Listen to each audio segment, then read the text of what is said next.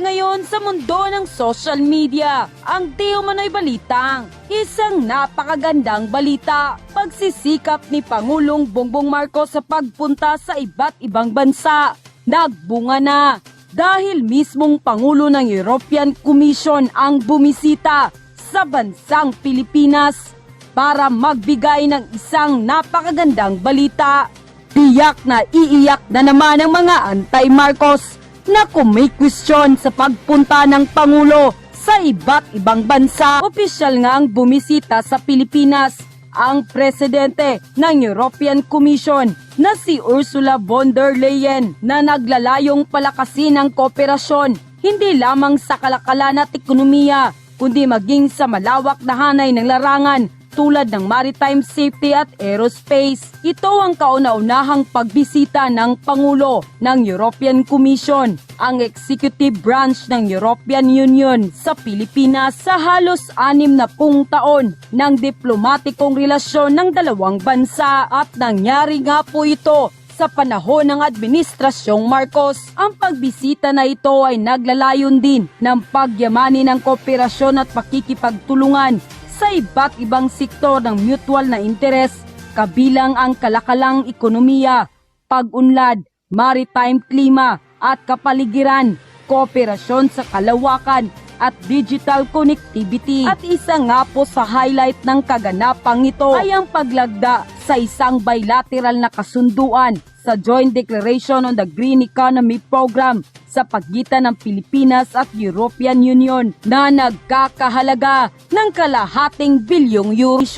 Ay may malaking kahalagahan sa panibagong momentum ng Europe at Pilipinas bilateral relation dahil ito ay magmamarka ng unang opisyal na pagbisita ng isang Pangulo ng European Commission sa Pilipinas dahil ang kaganapang ito ay magbibigay ng maraming magagandang oportunidad para sa mamamayang Pilipino. Samantala, hindi naman mapigilan ng marami sa ating mga kababayan na magbigay ng kanilang hinaing at komento sa mundo ng social media. At ayon pa sa kanila, siya talagang pinupuntahan.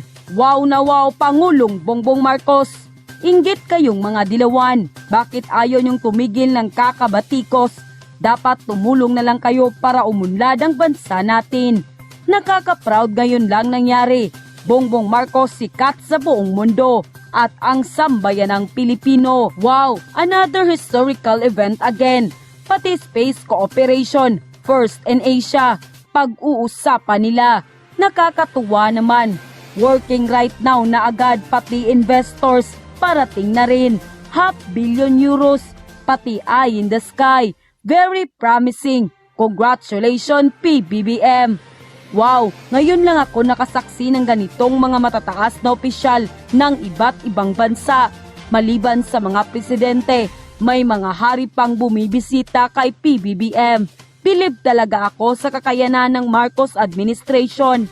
Naway matupad lahat ng kanilang mabuting plano sa bansang Pilipinas. Mabuhay ka PBBM at Euro President. End quote.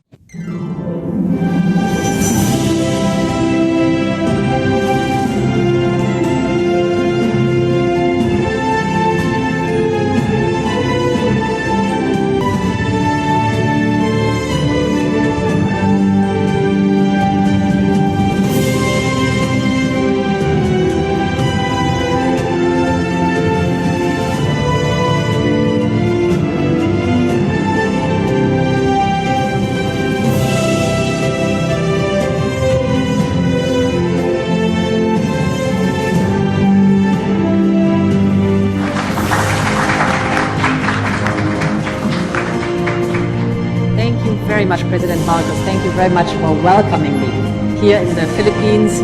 Indeed, it is the very first time that a European Union Commission President is visiting the Philippines, and this on the eve of the 60th anniversary of our diplomatic relations. And I was glad to meet you in Brussels at the end of last year for our very successful EU-ASEAN summit.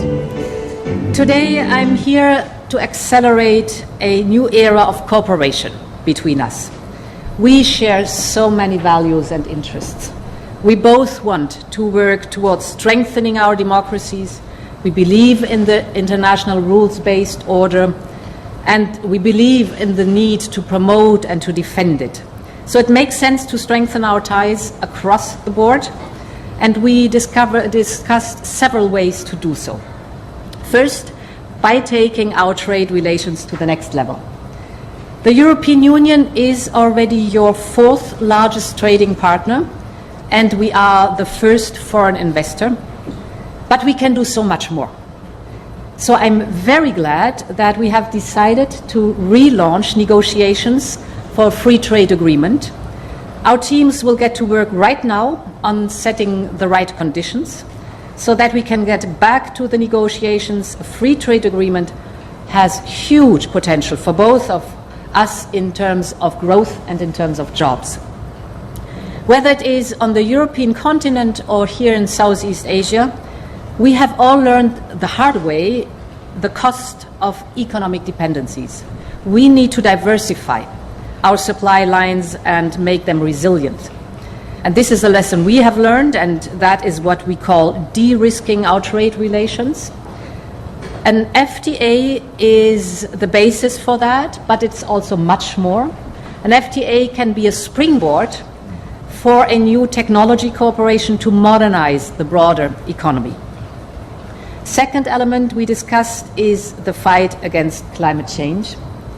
I welcome your ambition to put the Philippines on the path to a cleaner and greener future. We have the same ambition. Therefore, we created in the European Union Global Gateway. Global Gateway is the EU's investment plan for the world for sustainable infrastructure. We want to partner with you on this path, notably with the Team Europe initiative on the green economy that we just signed here. We will provide financing, expertise, and access to technologies to support you in the transition to a circular economy and the generation of green energy. Team Europe, that is the European Union and the Member States, will contribute almost €500 million into this green initiative. The European Union is also supporting your fight against climate, its so-called eyes in the sky. This is the Copernicus satellites. We're currently setting up a so-called Copernicus data mirror site within the Philippines Space Agency. And we have just signed an agreement to boost the flow on Earth observation data between us. This is very important for early warning, for example, for extreme weather phenomena, and to improve the climate resilience. This is a first in space cooperation in Asia. My third point is on turning the Philippines into a digital hub in the region. Global Gateway will also play a crucial role here, and European companies are ready to come and invest in the Philippines. We will launch this year the digital economy package for the Philippines. That is, we will work together on fast and reliable connectivity with submarine cables, on cybersecurity training, and on deployment and development of 5G.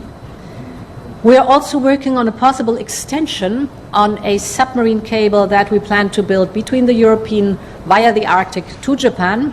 And this cable could go all the way down to Southeast Asia, and we believe that it could go via the Philippines. That would give you a strategic position on an infrastructure that could be instrumental both for your prosperity and national security. We will stay in close contact on this. My fourth point is on critical raw materials.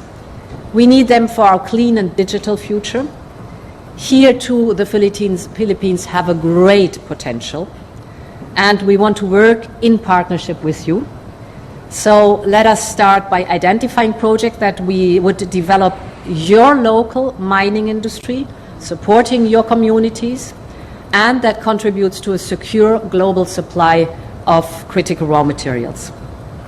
Our existing partnerships on critical raw materials do not only invest in extraction, but across the whole value chain. We share technology and knowledge, We train the local workforce and we empower local communities. And of course, we abide by the highest environmental standards. My final point is on cooperating on security. The global geopolitical landscape is changing. It is volatile, it is more threatening. Authoritarian leaders show that they are willing to act on their threats.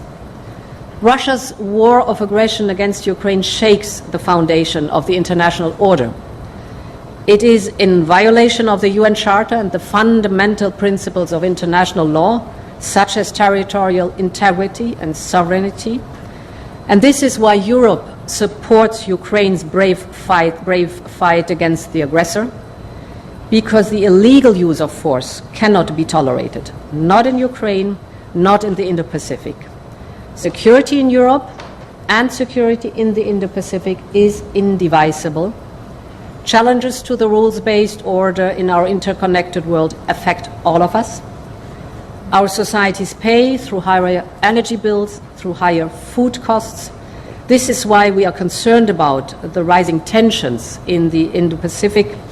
The European Union has been very supportive of a free and open Indo-Pacific, because an Indo-Pacific free of the threats of coercion is key to all our stability, to our peace, and to the prosperity of our people. The European Union underlines that the 2016 award of the Arbitral Tribunal on the South China Sea is legally binding, and that it provides the basis for peaceful resolving disputes between the parties.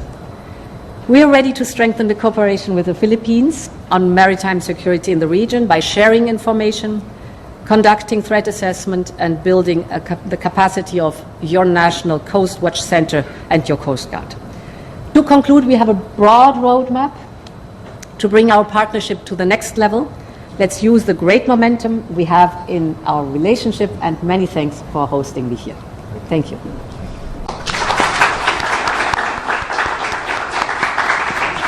Thank you, ma'am.